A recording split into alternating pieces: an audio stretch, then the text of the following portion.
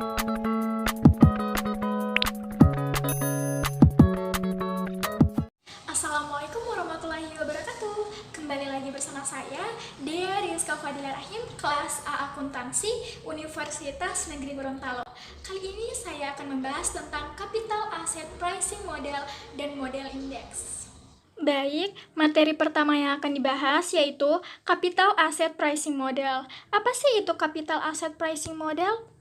Nah, Capital Asset Pricing Model merupakan model untuk menentukan harga suatu aset pada kondisi equilibrium. Tujuannya untuk menentukan minimum required return dari investasi yang beresiko. Dalam keadaan equilibrium, imbal hasil yang disyaratkan oleh investor untuk suatu saham akan dipengaruhi oleh risiko saham tersebut. Dalam hal ini, risiko yang diperhitungkan hanyalah risiko sistematis atau risiko pasar yang diukur dengan beta.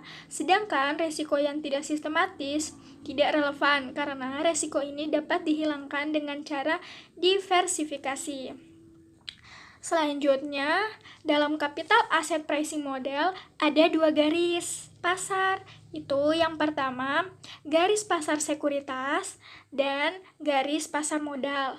Pertama, kita bahas dulu garis pasar sekuritas, yaitu hubungan antara risk yang diukur dengan beta dengan required return ditunjukkan oleh Security Market Line atau SML.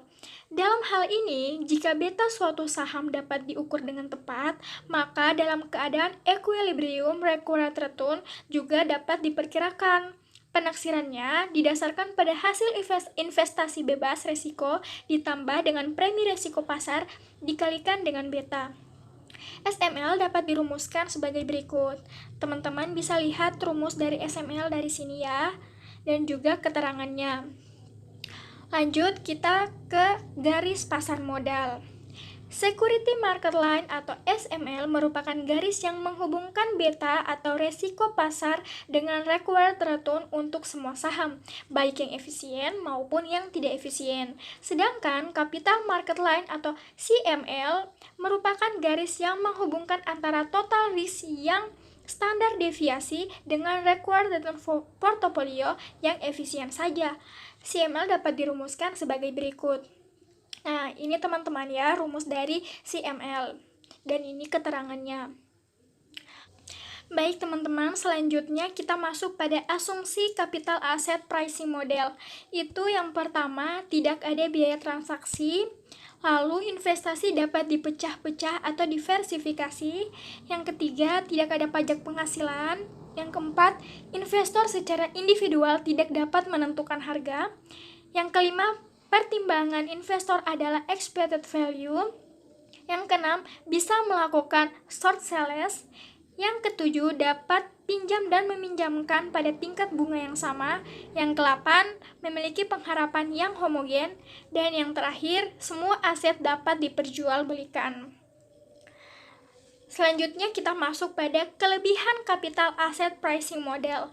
Itu yang pertama, dapat dipergunakan untuk perhitungan jangka pendek, lalu data yang dibutuhkan mudah didapat, dan yang terakhir tidak membutuhkan waktu yang lama untuk mengestimasi return.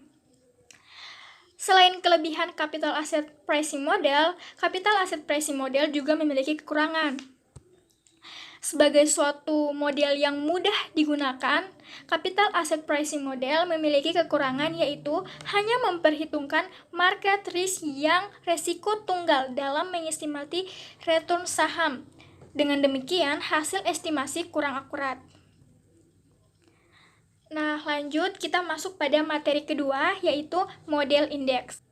Model indeks atau model faktor mengasumsikan bahwa return sekuritas sensitif terhadap perubahan berbagai macam faktor atau indeks.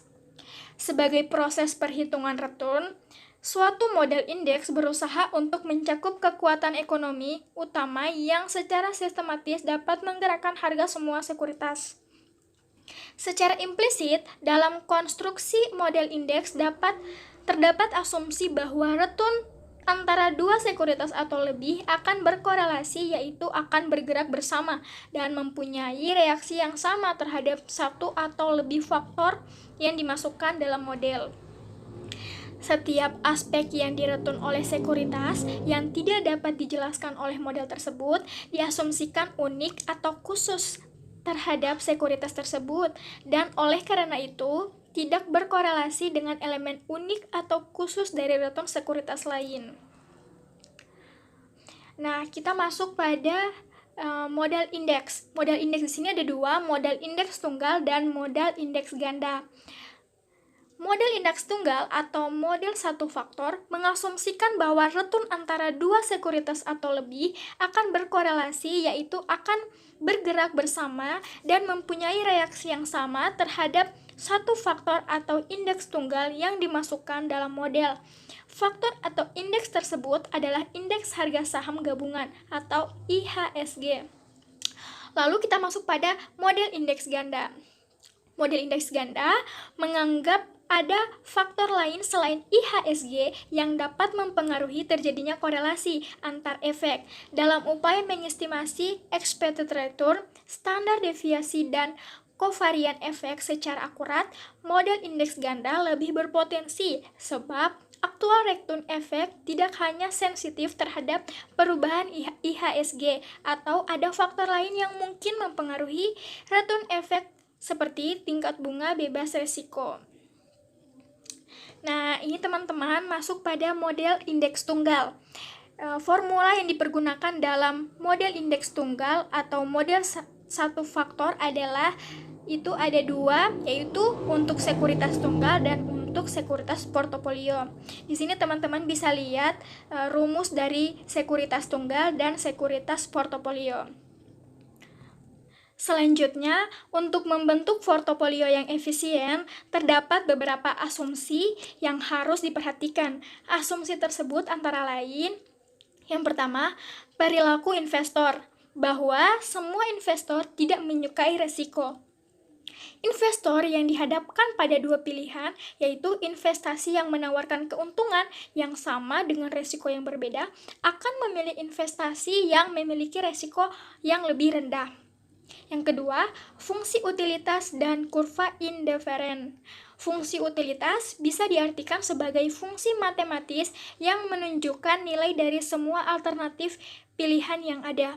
Semakin tinggi nilai suatu alternatif pilihan, semakin tinggi utilitas alternatif tersebut. Fungsi utilitas bisa digambarkan dalam bentuk grafik sebagai kurva indiferen. Baik, terima kasih dan sampai jumpa di materi selanjutnya. Terima kasih.